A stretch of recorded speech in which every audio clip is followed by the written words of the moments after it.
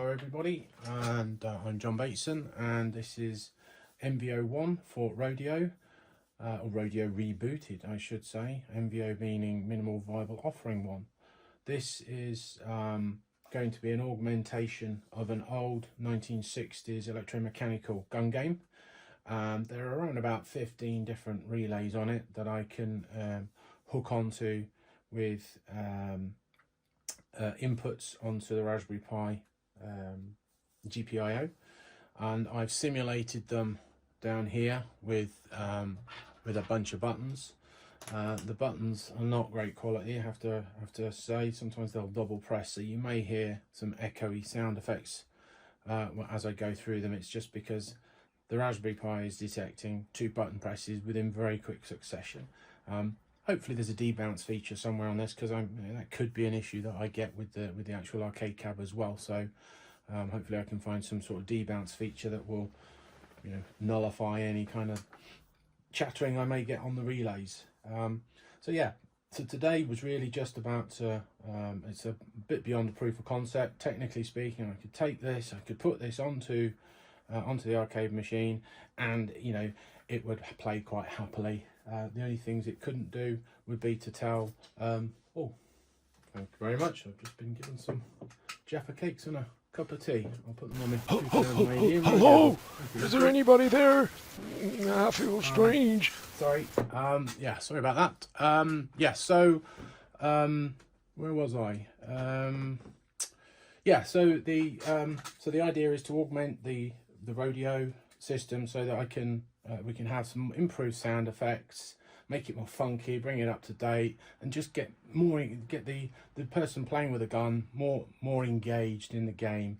Have some nice call outs and stuff like that. So we've got that now. I'm not going to apply this to the gun game though, because I want to go to at least another 4 MVOs, because at the moment the Pi can't distinguish whether a game has started, whether it's game over or not. So there probably will be some mechanical bugs that that manifest during the game with certain relays that are operating outside of the game over scenario. So I'm going to have to put some smarts in here. I'm going to have to put something in so that the Raspberry Pi ignores certain inputs whilst it's game over.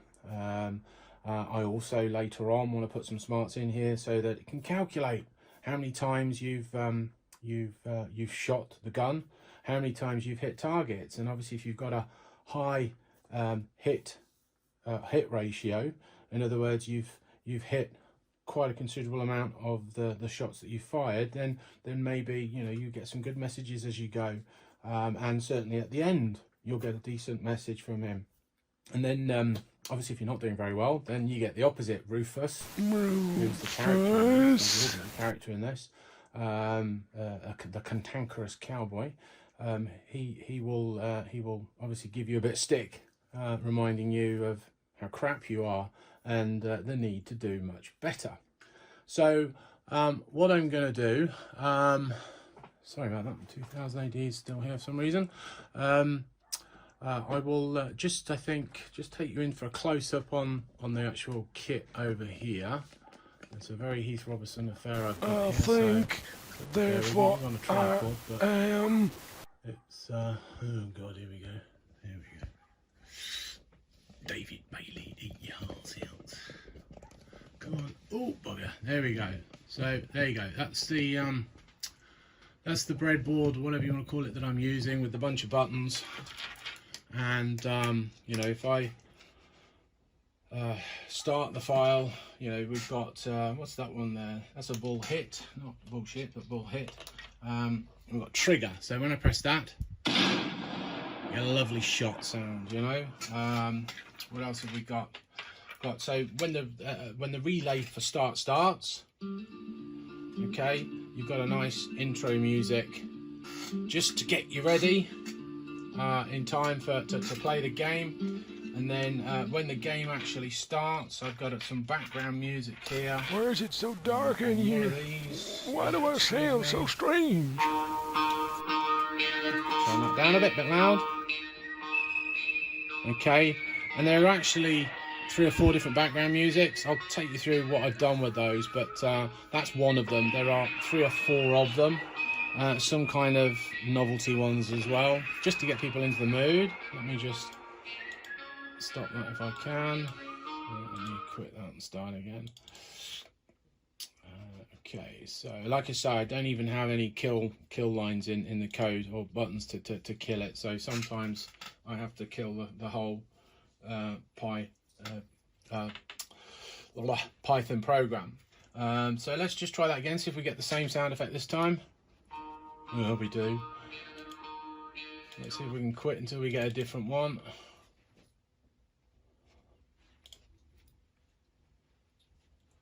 Come on.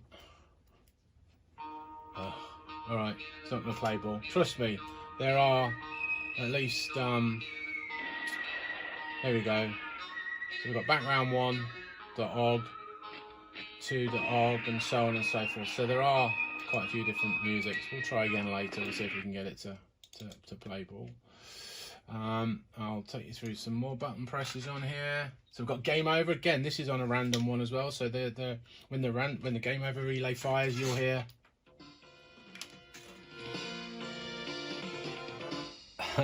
That's one of them. Or you'll hear.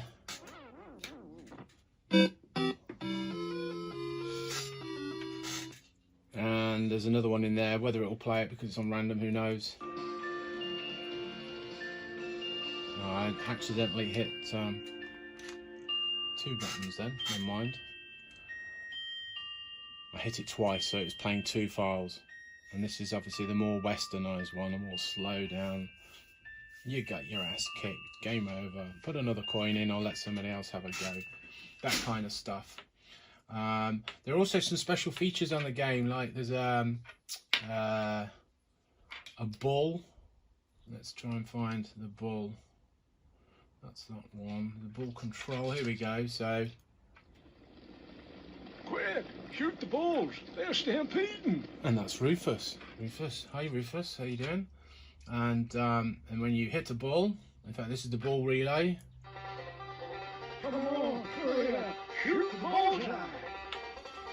Playing twice because of the dodgy buttons, like I said earlier. Sorry about that. Nothing I can do at this stage. Oh. And then when you hit the bullseye, you win.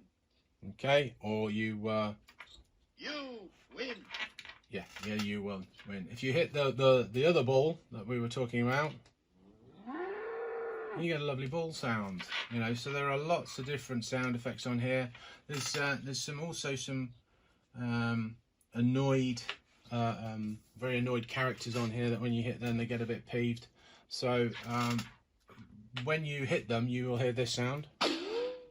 Certain moving targets, and again various different ricochet sounds on random. You can see I'm pressing the button a lot. Hopefully you're still picking that up. Yeah. Okay, and then when you hit them, you'll hear, you know, there's 4 different guys, 4 characters. Get on your milk and drink your horse. Fancy. Watch what you're doing with that shooting iron, kid. Yeah, but be careful. You gonna shut my head off. Poor little son. Somebody shot his hat off. See, what's the big idea? Okay, so when you shoot those targets, there's actually little faces on the game. Just that again, just brings the player a little bit closer to a bit deeper into the game when that target goes down. So different targets will have different sound effects because I can afford that, because there are different relays in there. These are just the relays that I'm picking up off, so that will be feeding into this. So let me just quickly show you the code up here. Ooh. Can I get a decent zoomed in view? Let's have a look. Okay, now I need to see the shell as well. Let's move that up a bit. Oh dear. Tell I don't do this for a living, can't you? Oh, heavens to Betsy. There we go. Right, so you should hopefully be able to pick up enough detail on this. So this is done in Python. I haven't written all of this code. I certainly got a big chunk of it from Gordon77 from the Pi channel, and there is a big thread on there. If you just do search for Rodeo, you'll find all my silly questions, and I have asked a hell of a lot of silly questions. So it's been a really steep learning curve for me, but I've literally learned how to do this, and I pretty much know what each of these lines does now. What each of these lines do. My poor English. Speak proper like what I does. So I'll just give you a quick run through. I don't want to bore you rigid with it, but the way this works, you have to import all the things that you're going to use, all the modules. It's a bit like having a desktop. If you want to do some letter writing, you're going to need a pen, you're going to need some paper, you're going to need an envelope to send it in. So this is all the stuff that you're going to need in the program that has to be loaded up front, the modules I think they're called. Then this is the audio side of things. I need to set the volume. Probably going to have a play with that later, because I'm probably going to find some sounds later on are going to need to be played louder than the others, and some sounds are going to need to be quietened down when other sounds are playing. Because one of the problems I did have originally was I was having a funny interaction between the audio on those four guys, which I will place now, and background music, but I've got rid of that by reducing their volume. So if I play the start music and then play one of them. Get on your milk and drink your horse. See, what's the big idea? Now before he was getting all sorts You of gonna shut my head off. double press again. Watch what you're doing with Before I that was getting all shooting sorts iron, of kid. distortion. So that's good. That I've managed to solve that. Sub-process open. This is just a reminder for me at the time when I was coding, because I want these sounds to run whenever the button's pressed. I have to have this one, sub-process P open. So I have to use them as a process, sub-process. If I used those, they would only play when the other one had finished, so long as the button was still being pressed after the other one was working, which is completely unacceptable. So there's a bit of gumph in here about the type of circuits I'm using, whether they're momentary make or on all the time, because some of the buttons are on all the time, and that might be important later when I start to use logic. So I thought it worthwhile recording that here. And this is kind of where I've referenced them. So these are the GPIO buttons I'm using. Each one of these refers to an input on the Raspberry Pi, so it's input 26, and it happens to be pin 37 on the ribbon cable. And it's a start relay, and it's a momentary make. So everything after the hash obviously won't be code, it's remmed out. That's what it was called in my day, but whatever it's called nowadays, I don't know. But and this is a meaningful abbreviation for it. So start. So whenever I reference to something called start in the code later on, it's going to be in relation to button 26. So for instance, if I see an input on start, then that is really saying button 26. You can see here we've got start, trigger, moving target, flashing ball head control, flash ball head hit, drop targets 1, 2, 3, 4. Those are the gentlemen that will get pretty annoyed when you hit them. So they've all got, at the moment, a unique saying each in a different kind of voice. Bullseye flash, bullseye hit, extended play. Even got a cheat button because the unit is equipped with anti-tamper stuff, and in that instance you'll hear is, There you going and done it. You gonna broke me. and again it's on random. There you going and done it. Random's clearly not working today, is it? Not very random at all. There you going and done it. There you going and done it. You broke me. That was me pressing it 4 times. Anyway, it does do another one, you just have to trust me. The random calculator's obviously gone to sleep. So yeah, we've got, where were we? So that was cheat, game over, and adult mode. So later on I want an adult mode. That's not to say there's going to be bits of body flashing out all over the place. This is just that there will be more adult humour in the game, more swearing and more stuff relevant for adults. So if I take it to a show and we're in a lock-in at night, I can switch the adult mode on, happy in the knowledge that we're not going to offend any little kiddies' ears and stuff, and I'm not going to cop it from little Billy's mum. There's just some notes there I made when Paul and I were doing a remote session. So start music. So whenever start music is seen in the code, it's to reference to this file, okay, and that's the path of it. So it's in home, Pi, Rodeo, audio, intro, and that's that start one. So you'll see later there's some code which says button X, start music, and that's what it references to. So there's lots of these different things, and whenever I'm using more than one audio file, I have to put a comma in and then put the whole path in. So the more files you have, the more complicated it gets. And certainly for, I think the biggest one I've got on here is moving target sounds, because those are the lots of ricochets when the targets are hit, and so on, all the way down to shutdown. Some of these aren't even configured yet because I'm not using inputs for them, so they're just kind of placeholders that won't do anything because they're never referenced. If I did reference them and there wasn't a file there, it'd go wrong. So in terms of the coding, so while true, this is going to have to get, so this is as basic as you can get. If any of those are operated, play it. That's all it says. The end.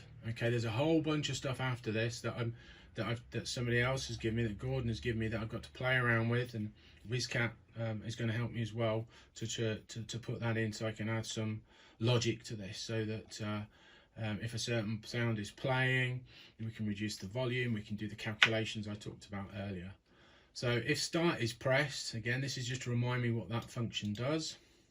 S1 equals subprocess P open. Remember, that's got to open it quickly, pulling it from the subprocess. I've also got to use mPlayer, and I'm going to play start music. And I don't want anything to appear in the shell, which is this thing down here. Okay. Again, that was provided to me, and I now know what it means. I'm assuming if it was true, I'd be, well, I know what would happen if it was true. You'd be able to see stuff playing in there, more information. But I'm guessing the more information you have in the shell, the more resource of the Pi you're using, and the less resource is available for the important stuff, playing the files. And so far, I haven't had any issues with lots of files playing. I mean, I could do a cacophony of files here, and it, other than the odd audio distortion, it doesn't slow down and crash or anything like that. So that, in a nutshell, really is MVO1. Like I say, MVO2 is going to get a bit more complicated. It's going to be kind of when the start relay is pressed, it's into a game mode. Certain things are going to happen. And if I get a tilt, it's going to equal a game over. If I get game over, it's going to equal a game over, and I want to start back again. So there's all sorts of things I need to do. I'd like to do next for MVO, for the next MVO. So let me just pull that back out again, if I can, and then pop that down. You'll see the mess in my room because it is a bit of a tip. Oh dear. There we go. Anyway, so yeah, that's about it for now. So yeah, watch out for MVO2, which will have even more features in there, more sound effects, and more intelligence. So thank you very much for listening. Thank you. Rufus 5 is alive. I'm learning at a geometric rate. Yeah, that Raspberry Pi, that old 2000 AD annual, leaking thrill power, I bet, and those orangey Jaffa cakes, all gone mixed together somehow and brought me to life. I'm Rufus, and your shooting skills best be up to scratch, or you'll be hearing from me. I'll be seeing you around.